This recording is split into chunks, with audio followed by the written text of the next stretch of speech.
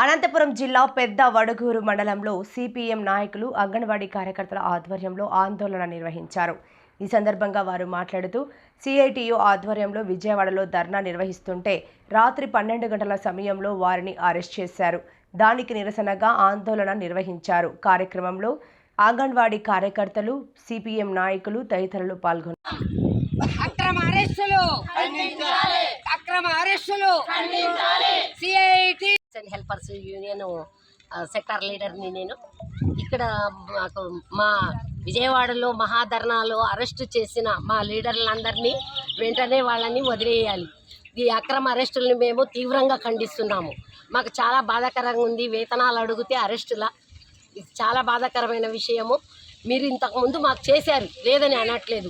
ఇప్పుడు కూడా మీరు మాకు జీతాలు పెంచాలనే ఉద్దేశంతోనే మేము ఇవన్నీ చేస్తున్నాము. కనీసము తెలంగాణతో పాటన్నా ఇస్తాము అన్న మాట అన్నా నిలబెట్టుకోండి. ఆయన చెప్పిన ఆయన నిలబెట్టుకోలేదు, కనీసం మీరన్నా చేయాలి కదా. వాళ్ళు అలా చేశారని మీరు అలా చేస్తే వాళ్ళకు మీకు తేడా ఉండాలి కదా. కనీస వేతనం అనేది మీకు తెలుసు, 10,000 రూపాయలు మీ ఒక్కరోజు ఖర్చు. అట్లాంటిది మేము నెలంతా ఎలా గడుపుతున్నాం? పిల్లలకి మేము గ్యాసులు మేమే తెచ్చుకొని, వంట సామగ్రి తెచ్చుకొని అని మీరు ఇచ్చేది దాలు, ఆయిల్, రైస్. మిగతావన్నీ మేము ప్రతి నెల పెట్టుబడి పెట్టాలి. వచ్చిన 10,000లో పెట్టుబడి పెట్టాలన్నా, ఇంట్లో సంసారం చూసుకోవాలన్నా, పిల్లల ఫీజులు కట్టాలా, పాలు, పెరుగు ఎన్ని ఉన్నాయి.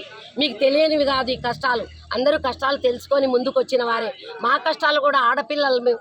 కనీసం మమ్మల్ని రోడ్డు మీదకి రాకుండా దయచేసి ఈ అరెస్టులు చేయకోకుండా ఏదన్నా కానీ పరిష్కార మార్గం చూపించగలరు. వేసవి కాలం వస్తే మాకు సెలవులు ఉండవు.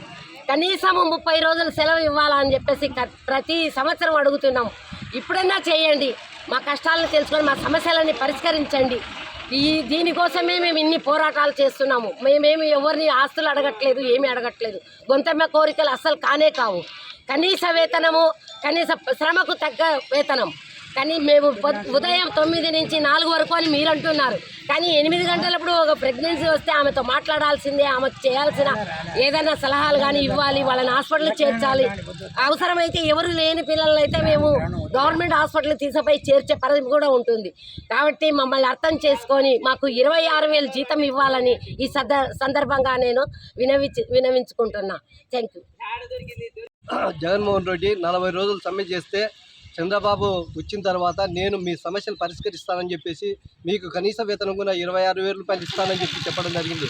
ఆ సమస్యలు పరిష్కరించాలని చెప్పేసి ఈరోజు విజయవాడలో ధర్నా చేస్తా అంటే అర్ధరాత్రి సమయంలో ఆడపిల్లలు అనుకోకుండా అరెస్ట్ చేయడం జరిగింది. ఈ అరెస్ట్ని మేము అక్రమంగా ఖండిస్తున్నాం, సిఐటిగా ఖండిస్తున్నాం. మీరు చెప్పిన వేతనాలు ఇవ్వండి. కనీసం సుప్రీంకోర్టు గురించి చెప్పింది. ఈరోజు వాళ్ళు బ్రతకడానికి, ఒక కుటుంబం బ్రతకడానికి 26,000 రూపాయలు అవుతుందని చెప్తున్నారు. ఇంతవరకు కూడా ఏ ప్రభుత్వాలు కూడా ఇవ్వడం లేదు. వీళ్ళని పట్టించుకొని వీళ్ళ సమస్యలు పరిష్కరించేంత వరకు పోరాడదామని చెప్పేసి